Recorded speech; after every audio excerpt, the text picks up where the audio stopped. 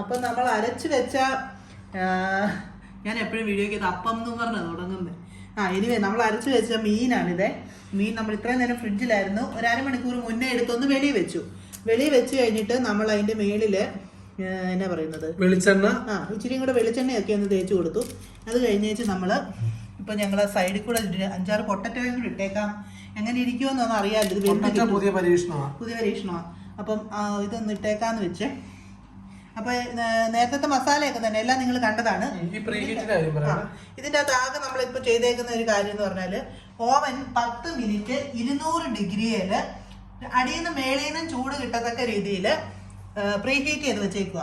10 minute preheat ചെയ്തിട്ടുള്ളത്. എന്നിട്ട് നമ്മൾ ആ നോബാണ് അതിന്റെ അകത്ത് ഈ ഒരു സെറ്റിംഗ്, അതാണ് സെറ്റിംഗ്. 200 ഡിഗ്രിയിൽ 10 മിനിറ്റ് വെച്ചാൽ പ്രീഹീറ്റ് ആയിട്ടുണ്ട്. പ്രീഹീറ്റ് ആയി. ഇനിയിപ്പം ഇങ്ങോട്ട്